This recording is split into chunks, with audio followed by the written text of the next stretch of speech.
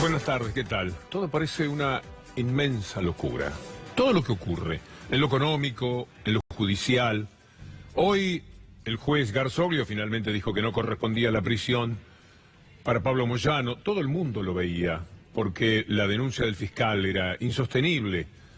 Sin embargo, estuvimos 2 o 3 días en medio de un ambiente enrarecido, de una violencia mediática de Clarín y Nación como estamos acostumbrados. Iba a decir, como nunca se vio, se ve siempre. Las operaciones mediáticas son atroces. Montados en esas operaciones mediáticas, servicios evidentemente llamaron a la casa de Garzoglio. ¿Para qué? Para que se pensase que eran los Moyano, que están más identificados con esa idea de violencia que los medios instalan. Pero cuando algo perjudica a una persona es la mejor manera de saber que no puede haber sido el autor. ¿Para qué Moyano iba a presionar a un juez que no tenía caminos para condenarlo? Eran los servicios a nombre de lo que los medios de comunicación instalan. Por eso Pablo Moyano emitió un comunicado hoy que uno puede refrendar tranquilamente. Dice: quiero expresar mi más enérgico repudio a las amenazas sufridas por el juez Garzoglio y su familia. Más allá de resultar absolutamente falsas e impulsadas desde la política, las denuncias que motivan este absurdo pedido de detención, me encuentro totalmente a disposición de la justicia. Y esto es así. Se termina el episodio Moyano después de la convocatoria de camioneros, después de una sensación de inestabilidad hasta institucional demasiado grave. Vamos a ver qué dice el juez Garzoglio en una conferencia de prensa que tiene prevista para la hora 20. Seguramente dirá que en el expediente no tiene un solo elemento para condenar a Pablo Moyano. Algo que adelantaba anoche en el programa de Gustavo Silvestre el doctor Germanos. Hasta se habían reunido algunos jueces en alguna ocasión con la pretendida fiscal de la República para decirle: no puedo ir contra lo que señala el expediente.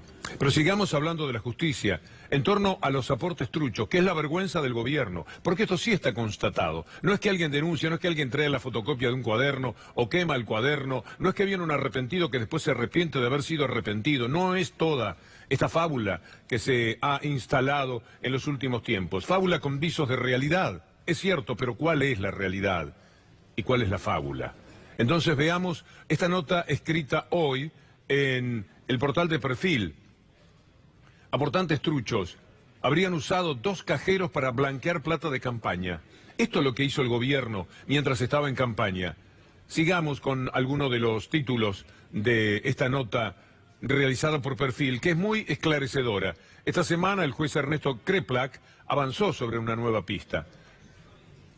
Déjenme por favor lo que teníamos antes. 24 personas aportaron dineros por 50 y por 25.000 pesos. Podemos volver, lo hacemos, el anterior. Y si no lo dejamos, saltó, pero lo que quería comentarles es que lo de los aportantes truchos, ahí está.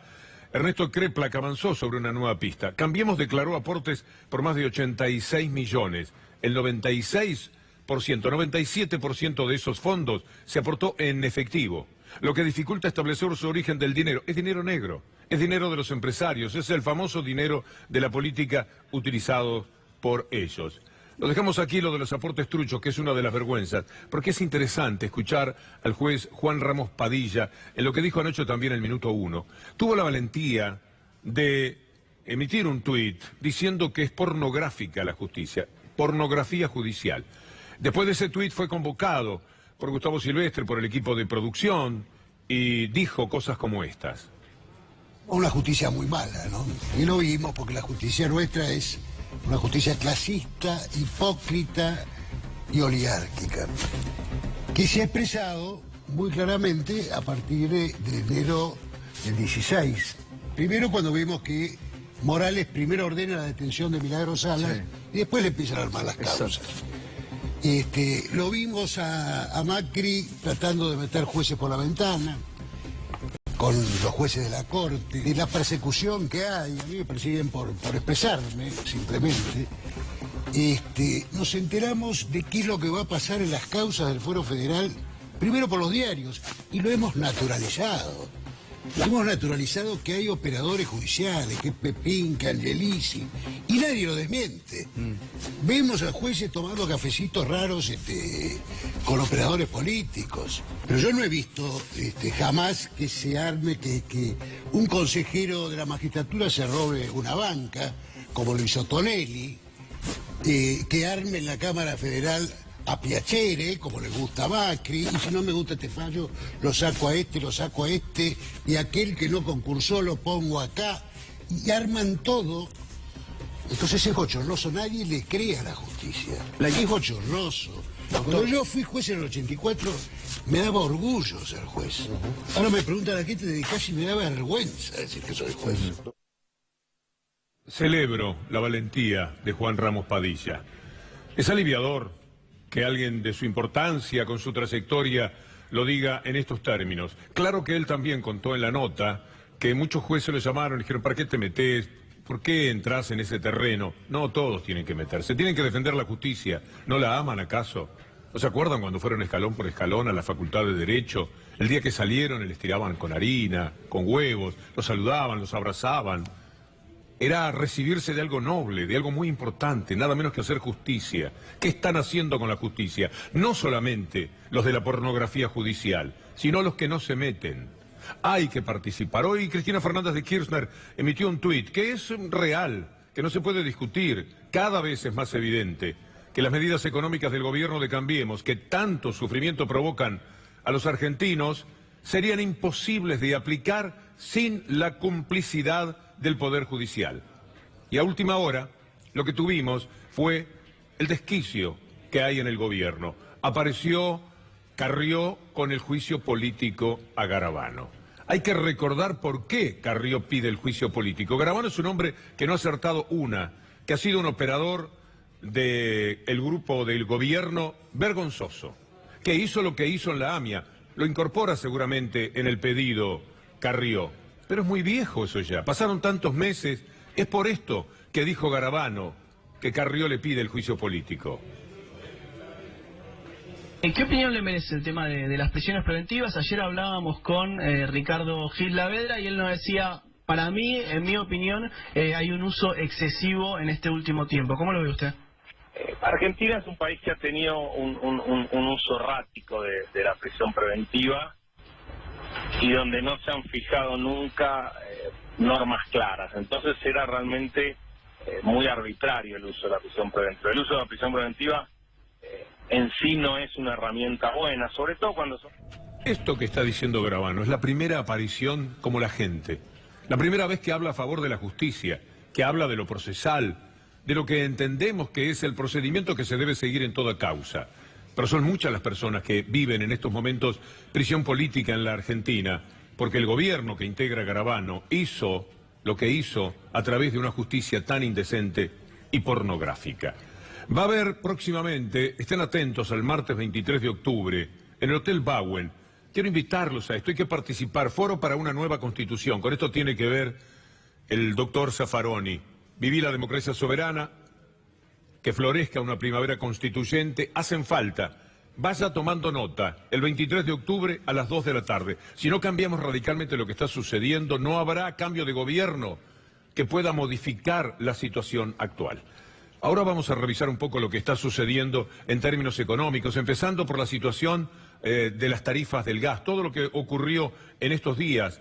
La pesada herencia es ahora para el futuro, pesada herencia hasta para este gobierno. Si continuara, miren ustedes lo que va a suceder con la deuda del gas. Esa deuda que el gobierno contrajo, no se entiende por qué, para favorecer nada más a las empresas. La deuda todavía indefinida la pagará el próximo gobierno, es el monto que reclaman las petroleras por la devaluación. Esto es vergonzoso y de esto, de las ganancias de las empresas, estuvo hablando anoche Alfredo Zayat. Las empresas gasíferas han tenido ganancias fabulosas en el 2017, casi 30.000 millones de pesos, digamos lo que es el complejo gasífero, las productoras de gas, las transportistas de gas y las distribuidoras de gas, casi 30.000 millones. Entonces decís, wow, digamos, esas ganancias en un año. En la mitad de este año, la mitad, en el primer semestre, ganaron lo mismo, casi lo mismo. Esto es a partir de un fenomenal tarifazo. El tarifazo en Argentina, digamos, es obsceno, digamos. Solamente en gas promedio 1.600% desde diciembre del 2015 hasta la fecha. El aumento tarifario es lo que le permite tener estas ganancias fabulosas. ¿Por qué empezamos a estudiar los balances? Bueno, a partir de una medida desopilante que le quería compensar la devaluación del primer semestre a estas empresas que tienen ganancias fabulosas. ¿Y quién tenía que pagarlo? Los usuarios. En el mundo se habla de lo que ha pasado en la Argentina con el gas. Mire Le Toms, por ejemplo, señalando que es la dolarización la que hizo explotar el precio del gas en la República Argentina. Pero ¿quiénes son los que ganan con esto que es estruendoso y que también merece la atención del mundo? ¿Quiénes son los que ganan? ¿Quiénes están detrás de esto? Las políticas públicas del gobierno de Mauricio Macri sirve para que ganen sus amigos, siempre sus amigos. Escúchelo otra vez a Zayat. Son las gasíferas. Porque cuando decimos empresas, ¿a quiénes está protegiendo los intereses y por consiguiente la rentabilidad el gobierno de Macri? Amigos, socios, allegados o algunos consideran, algunos testaferros del gobierno de Mauricio Macri. Entonces, ¿quiénes son? Nombre y apellido: Nicolás Caputo, el hermano del alma de Mauricio Macri, dueño de la distribuidora de gas Cuyana y de Centro. Después tenés a Marcelo Mindlin, dueño de Pampa Energía y de TGS, Paolo Roca, dueño de Tecpetrol y de TGN, Alejandro McFarlane, dueño de Camusi Pampiana y Camusi Sur. Bueno, ahí es donde uno ve cómo está este plan de negocios y ese conflicto de intereses en función de que el consumidor, y cuando digo consumidor no solamente son los residenciales, son los pequeños y medianos comerciantes, pequeños y medianos industriales que están subsidiando a estas gasíferas con ganancias extraordinarias. Lo diría de esta manera: están subsidiando a esta banda. Es lo que mencionó Alfredo Zayat. Una banda que se queda con todo capitaneada por el gerente de las corporaciones, es decir, Mauricio Macri. ¿Y cuáles son las consecuencias? Mire los aumentos que están teniendo algunos productos como los aceites y las harinas, hasta 180% de alza en aceite, en harinas y hasta en papel higiénico. Este miércoles, mañana, se va a conocer la indexación del INDEC. ¿Y qué pasa entonces? ¿Cómo va a comprar? ¿Con el salario que hay hoy día? ¿O si está despedido? Mire lo que pasa con las góndolas. Están heladas las góndolas. No hay compradores. En las góndolas el frío es cada vez más fuerte. El consumo masivo se desplomó casi un 4% en el mes de septiembre. Y todo se corresponde con la brutal caída del salario real. Mire cómo será que Duhovne, con su cara de Duhovne, tuvo que reconocer que el gobierno que venía a cambiarlo todo ha hecho retroceder el salario en estos términos. Salarios, inflación. Bueno, después de un año como el 2017, donde vimos un fuerte incremento en los salarios reales, lamentablemente producto de la aceleración inflacionaria que generó el movimiento del tipo de cambio este año. Son relatores de la realidad. Nos está informando que sí, que efectivamente, como todos vemos, el salario ha caído hace días, que se lo dijimos, ¿se acuerda? Es un toquecito de aquello que daba Página 12, el 16%. Para mí más, pero tomemos este dato, acá hasta el 16%, pónganlo. El poder adquisitivo de los trabajadores registra una contracción de entre 7 y 16% cuando termine el año 2018. Por supuesto, esto es una noticia muy aliviadora para Macri, porque para Macri no nos olvidemos que el salario es un costo y en consecuencia hay que bajarlo. Vaya si lo están haciendo, ¿no? Que se hacen los retornos a esas inversiones se anclen más acá, ¿no? ¿Sentís, Mauricio, que lo que le pasa a Boca le va a pasar también a la Argentina pronto? Le está pasando, le está pasando. ¿Le está pasando? Le está pasando porque al no poder devaluar, lo que tenemos que hacer es bajar los costos. Bajar los costos y los salarios son un costo más, con lo cual lamentablemente para volver a hacernos competitivos nosotros tenemos que encontrar un encuadramiento ético en el cual cada uno esté dispuesto a cobrar lo mínimo que le corresponde por lo que hace. Encuadramiento ético, le decía Macri. a despojar a los trabajadores de su salario. Pero que no se preocupe, porque cada día hay más despedidos. Mire lo que sucede en Tandil. Estas imágenes acabamos de recibirlas de nuestro colega, amigo Guillermo Gentile. Muchísimas gracias. ¿Esto tiene que ver con la marcha de metalúrgicos? Esto es metalúrgico? Bueno, le explico entonces primero por qué lo de metalúrgicos. Ellos cerraron en mayo, Caló es responsable, el hombre de pelo blanco que está allí, al 18,5. La noticia era que habían roto la paritaria que el gobierno pretendía, que era del 15, ¿se acuerda? Cuando la inflación iba a ser el 15%. Bueno, ahora salieron hoy, esa es la marcha de hoy, pidiendo la reapertura de la paritaria, si los han estafado. La pregunta es, ¿qué hizo el gremio? Esto sí es Tandil. Aquí está la gente trabajadora de metalúrgica Tandil que trabajaban para Renault.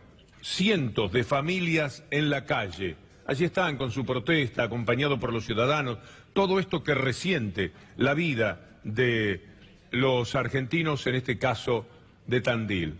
Están con su bombo, con sus cantos, con su bandera, con su esperanza de que esa cortina que se bajó se levante otra vez. Será muy difícil, porque todo el camino que se recorre siempre es imposible desandarlo. Todo es un deterioro permanente. Nuestro saludo a los trabajadores de la metalúrgica de Tandil. Cientos de familias también en la calle. ¿Y cómo van a funcionar las empresas? Miren lo que son las tasas que tienen que pagar las empresas para subsistir, sobre todo las pequeñas empresas. Con tasas que se acercan al 80%, se hunde el crédito bancario a las empresas. Pero le quiero decir algo, Los bancos podrían entregar algo de lo mucho que ganan. Le voy a hacer una cuenta en el aire para que usted me acompañe. Y para que vea que este asunto de los economistas a veces provoca risa. Hoy entregaron 132.000 millones del ELIC al 73,96%, 74%, más o menos 6% mensual. Bueno, con esta ganancia, en una semana, los bancos toman esa ganancia dentro de una semana y compran el dólar a 37. Compran 48 millones de dólares. Sí, 48 millones de dólares. Y después con esos 48 millones de dólares esperan que vaya a 42 o 45. Es desquiciante.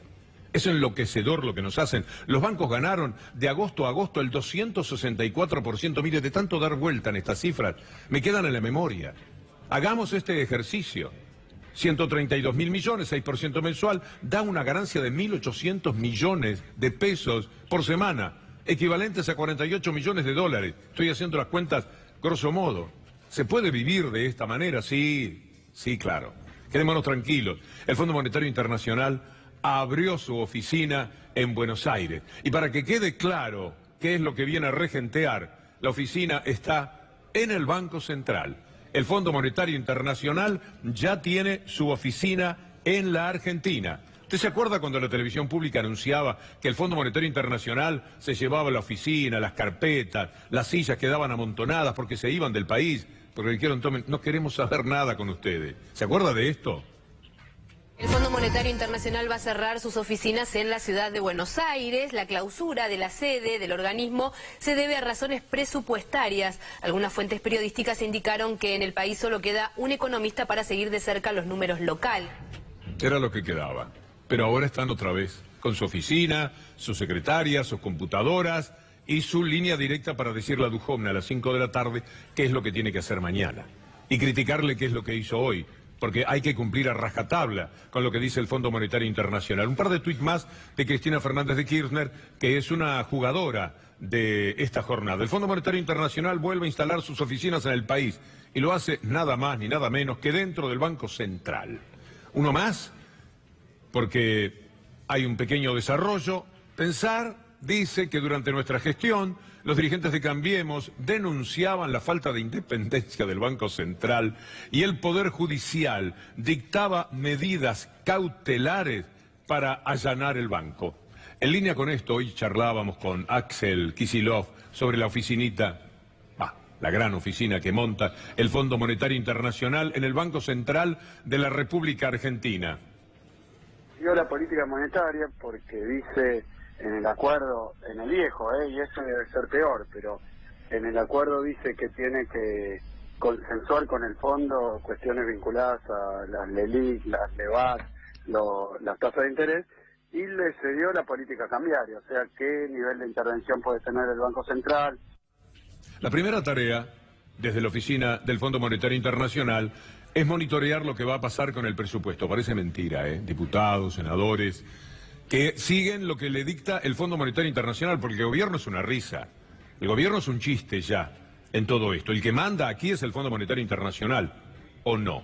En consecuencia, los que voten el salvaje presupuesto que propone el Fondo Monetario Internacional a través de su gobierno, que apenas alcanza el calificativo de cómplice, están votando lo que el Fondo Monetario Internacional dice. Y entre otras cosas, miren lo que hoy comunicaba la gente de SUTEBA. Aquí está lo que señalábamos del fondo. Apurado por cumplirle al Fondo Monetario. Cambiemos se fijó el 24 de octubre como fecha tentativa, lo antes que sea posible. Pero quería hablarles de este cuadro que recibimos de la gente de SUTEBA y que se corresponde totalmente con la verdad. La propuesta salarial docente del gobierno, siempre por debajo de la inflación. Tome la última referencia. Si ofrecen el 30% en cuotas, etcétera, igual es una gran derrota. Con el 42% mínimo que se calcula de inflación, estarían perdiendo el 12%. Pero mire algo peor todavía. Mire el ajuste que se hace en materia de educación. Mire lo que es esto. 77% menos en infraestructura. 68% menos en edificios para jardines infantes. 69% menos en aprender conectados, conectar igualdad. Lea usted con rapidez lo demás, porque quiero hablarle del paro con movilización que vamos a tener jueves y viernes de la gente de la educación en la República Argentina. ¿Y qué otro camino les queda? Si no es el de la protesta. Otra vez tenemos el mismo panorama. ¿Se acuerdan cuando ofrecían el 15? Porque se hablaba de una inflación que era del 30. Así hemos estado durante todo este tiempo. Pero yo quiero cotejar este presupuesto del Fondo Monetario Internacional, que diputados que traicionan al pueblo y senadores que a las órdenes de los gobernadores también traicionan al pueblo, hace. Miren lo que es estar sin el Fondo Monetario Internacional. Bolivia es un país que tiene menos recursos, menos riquezas que la Argentina en general, en lo global. Miren lo que ha pasado con la educación en Bolivia, gracias a que Evo Morales ha mandado satélites al espacio, da doble aguinaldo a los trabajadores para esta temporada. Miren lo que sucedió, a ver si lo tenemos, porque es muy interesante. Ganó Bolivia el primer puesto en el Campeonato Mundial de Robótica. Esto se consigue también con educación. Ahí está García Linera entregando el premio que correspondía. Y mientras tanto, nosotros tenemos que hablar todo lo que se le retasea a la educación, como también a los jubilados. Todo tiene que ver con el presupuesto que votarían este 24 de octubre. Qué tristeza, ¿no? Mire lo que está pasando con los jubilados. Primero, recuerda estas palabras de Macri, hablándole a los viejitos. El cambio de fórmula busca eso, porque la fórmula esta, lo que menos tenía en cuenta era la inflación. Y la inflación siempre es lo que nos ha jodido a todos. Sí, sí. A los jubilados, a los no jubilados. Sí, siempre lo que mata la inflación. Esto bueno es la estabilidad. Lo que estamos diciendo es, vamos a una cosa que dé estable todos los años y siempre mejora un poquitito para arriba. Esto es lo que, o sea, que cuando usted vaya a cobrar, va a ir asustado, pensando, a ver, ¿cuánto me sacaron? Y van a ver que tienen más, no menos. ¿Cómo será esta historia que hoy Clarín, La Nación, poco a poco empiezan a tener que decir una verdad de vez en cuando? Entre 10 mentiras filtran una verdad. Y entonces hablan de lo que está pasando con los jubilados. Y hablan de lo que están perdiendo de su salario. Allí tiene que estar seguramente este artículo de Clarín. La puja por los precios. Movilidad versus inflación. Los jubilados van a perder casi 16 puntos de poder adquisitivo. Será fin de año respecto a septiembre de 2017. Esta cifra, con las disculpas para el periodista que es respetado, pero no para Clarín, al que no se le respeta nada, no es así. No es esa cifra. El doctor Fernández Pastor nos da la cifra real de la derrota de los jubilados en la relación del salario con la inflación. La predicción de Clarín está limitada solo al año calendario. Lo que hay que tener en cuenta que el último aumento de la anterior ley de movilidad se produjo en septiembre del 2017, porque en diciembre no hubo aumento por aquella cuestión de que el cambio de la ley de movilidad se produjo en diciembre. Así que si uno hace un cálculo como corresponde, va a llegar a la conclusión de que de septiembre del año pasado a diciembre de este año, el incremento de la jubilación va a alcanzar el 28,4%, cuando todos los economistas y las consultoras estiman que la inflación va a superar el 45% en este año calendario. Pero a ello habría que sumarle el 6,1% del último trimestre del 2017. Por lo tanto, la pérdida real va a rondar entre el 26 y el 27% en los 15 meses y no debe, insisto, tomarse solo el último año, porque diciembre del año pasado, con el cambio de la movilidad, se perdió. Nosotros hemos establecido una nueva fórmula para ajustar las jubilaciones que les garantiza que van a estar protegidos frente a la inflación. Discúlpeme, y que el año que viene... ¿Usted le puede asegurar a los abuelos también del otro lado que no van a ser, que no les va a impactar esto, o sea, que no les va a afectar? Ellos el año que viene van a cobrar más. Van a crecer entre 4 y 6% más que la inflación. Y el otro año de vuelta, y el otro año de vuelta. ¿Está seguro que no le sacan guita a los jubilados? ¿Usted no, le puede decir a los jubilados el año que viene van a cobrar más. Okay. Si usted van a cobrar... Haciendo las cosas que había que hacer y que no se hacían. Empezando por terminar con esta estafa del Estado por más de 50 años en contra de nuestros jubilados. Aquellas personas más débiles, en estado más vulnerable, y esos son siempre nuestros jubilados, que encima cada 6 meses se reúnen para anunciarles que le van a ajustar algo mucho menos de lo que ya sufrieron. Entonces, para ello estamos comprometidos en mejorarle los saberes, en mejorarle el funcionamiento del PAMI, que de vuelta de la mano del clientelismo, igual que el ANSES, ha ido disminuyendo sus prestaciones, y en estar cerca realmente de nuestros abuelos, porque un país, una sociedad que no se ocupa de aquellos que son responsables de haber construido nuestra historia, no construye futuro. A mí Macri me da una cosa de vergüenza que no consigo superar. No sé a ustedes qué les sucede. Me imagino que algo parecido. A veces es un poco de indignación, pero a veces es más tierno el sentimiento. Es vergüencita ajena, como se suele decir. Porque no puede ser que cuando él ve esto permita tan campante que ocurra en la Argentina lo que se está padeciendo. Todo parece un gran dislate. La justicia, en el estado que está, los servicios con los medios de comunicación mafiosos que tiene la Argentina, que operaron durante todos estos días para que el juez Garsoglio pusiera preso a Pablo Moyano, y que embalaron seguramente a servicios o a cualquier loco suelto que a nombre de esa persecución el juez Garsoglio llamaron a su casa para amenazarlo. ¿Para qué? Para que pensáramos que eran los Moyano, que tienen más fama, hecha por ellos justamente, de participar de cosas violentas. Bueno, ya sabemos cuál es la realidad.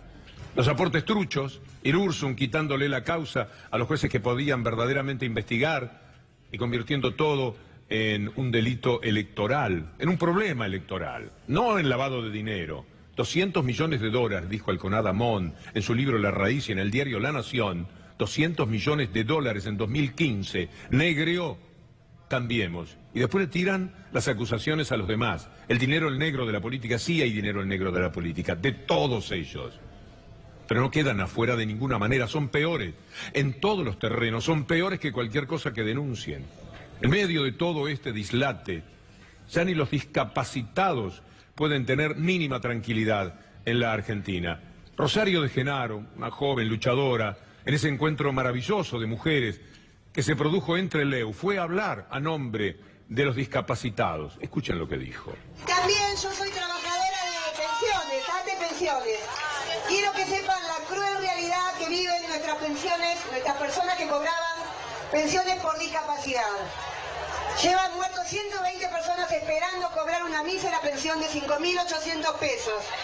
Le han quitado la pensión a 170.000 personas en situaciones de vulnerabilidad social, que lo único que tenían ellos era ese ingreso para su medicación, su obra social, su subsistencia. Estamos hablando de subsistencia, compañeros, nada más que de eso. Este gobierno, cuando le decimos genocidia, dice que somos exagerados. De ninguna manera. ¿Cómo llamar a un gobierno que le saca 5.000 pesos para remedios, para tratamientos para cáncer, para niños down? 5.000 pesos. ¿Cómo lo llamamos? Nada más, compañeras, para que todos sepan. Levantemos la bandera de las personas con discapacidad. No nos van a poder. Gracias. ¿Se puede creer? Si usted manda esta información al mundo, póngale que saben en Francia, en Suiza, en América Latina, que este gobierno neoliberal está causando un profundo dolor cotidianamente al pueblo argentino. Pero si usted manda esto, van a decir, ¿será verdad? ¿No será una actriz la que se presentó allí? ¿Cómo puede ser que le quiten lo que ella señalaba recién, 5.000 pesos a los discapacitados, a las personas con discapacidad, para decirlo correctamente? Va a haber un ayuno desde el 18 a las 10 de la mañana hasta el 20 a las 10 de la mañana cuando se van a Luján para estar al mediodía. Vigilia por la patria, ayuno por la vida. Del 18 al 20 de octubre, en la Plaza del Congreso, a ver si lo podemos levantar un poco. Las personas con discapacidad estamos defendiendo, bueno, un poquito arriba para que quede completo. ¿Lo podemos levantar? Bueno, se entiende perfectamente. Del 18 al 20, el 18 es pasado mañana, a las 10 de la mañana, las personas con discapacidad estamos defendiendo nuestros derechos y los de todo el pueblo argentino. Tu apoyo y acompañamiento será bienvenido en el Congreso a las 10 de la mañana, este jueves y hasta el sábado a las 10 de la mañana. Y después a Luján, a luchar por una sociedad mejor, un poco más justa. Y para que esta gente se ponga una vez las pilas para el lado de la gente. ¿Pero qué lo van a hacer? Si el que manda es el Fondo Monetario Internacional y lo único que tienen es una línea directa preguntándoles cómo va lo del presupuesto. No, va muy bien, ya tenemos 10 diputados más, tenemos certeza de 10 senadores más, ya se conocen nombres de algunos que van a traicionar y van a votar este presupuesto escandaloso contra las mujeres, 0,01 para todo lo que tiene que ver con el mundo de la mujer en la República Argentina. 170.000 pensiones no contributivas menos, salario de los jubilados a la baja, pese a todo lo que le escuchábamos allí a Macri, de promesas de campaña, pero también de los tiempos en los cuales ella era presidente. Vamos a seguir mañana, me da mucho gusto darle el pase con un leve cabezazo a Iván Jagroski, nuestro